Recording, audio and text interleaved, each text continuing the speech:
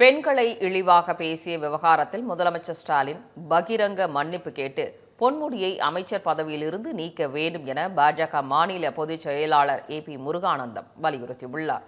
பெண்களை இழிவாக பேசிய அமைச்சர் பொன்முடி மீது உரிய சட்ட நடவடிக்கை எடுக்க வலியுறுத்தி கோவை மாநகர காவல் ஆணையர் அலுவலகத்தில் பாஜக மாநில பொதுச் செயலாளர் ஏபி முருகானந்தம் தலைமையிலான பாஜகவினர் புகார் மனு அளித்தனர்.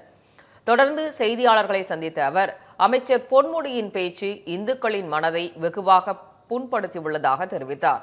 அவர் பேசுவதையெல்லாம் பேசிவிட்டு பின் மன்னிப்பு கேட்பது ஏற்கத்தக்கது அல்ல என கூறிய முருகானந்தம், அமைச்சர் பொன்முடி மீது வழக்கு பதிவு செய்து கைது நடவடிக்கை மேற்கொள்ள வேண்டும் என வலியுறுத்தினார். அமைச்சர் பொன்முடி பேசியதை கண்டித்து இன்றைக்கு பாரதிய ஜனதா கட்சியின் சார்பாக கோவையில் கமிஷனர் அலுவலகத்தில் அவரிடத்துல மனுவை கொடுத்திருக்கின்ற உடனடியாக அமைச்சர் பொன்முடியை கைது செய்து சிறையில் அடைக்க வேண்டும்.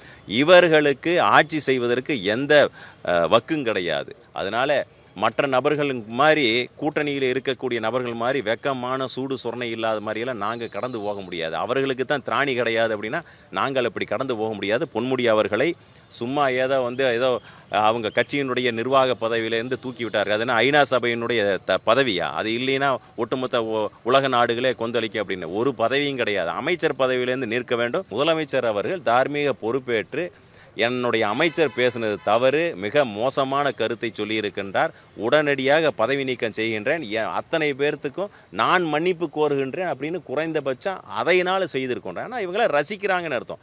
அதனால் நிச்சயமாக சொல்லுகின்றோம், இதையெல்லாம் சும்மா விடுவதாக நாங்கள் கிடையாது. மிகப்பெரிய அளவில் ஒரு போராட்டத்தையும் ஆர்ப்பாட்டத்தையும் மக்கள் மன்றத்தில் கொண்டு போய் சேர்க்கின்ற அந்த வேலையும் கூட செய்து கொண்டிருக்கின்றோம். இந்துக்கள் என்று சொன்னால் அமைதியாக இருப்பார்கள், என்ன வேணாலும் இவங்கெல்லாம் பேசலாம், அதுக்கு அமைதியாக இருப்பார்கள் என்று நினைத்து கொண்டார்கள். இன்றைக்கெல்லாம் சூழ்நிலை மாறிவிட்டது.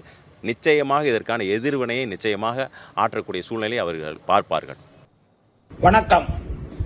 தமிழகத்தின் தீய சக்தியாம் திமுக ஆட்சி அகற்றிட தேசம் காப்போம் தமிழகம் வெல்வோம் என முழக்கமிட்டு தமிழக பாரதிய ஜனதா கட்சிக்கு தலைமையேற்றுள்ள நம்முடைய மாநில தலைவர் நயினார் நாகேந்திரன் அவர்கள் ஏப்ரல் 19ஆம் தேதி ஓமலூருக்கு வருகை தருகிறார்.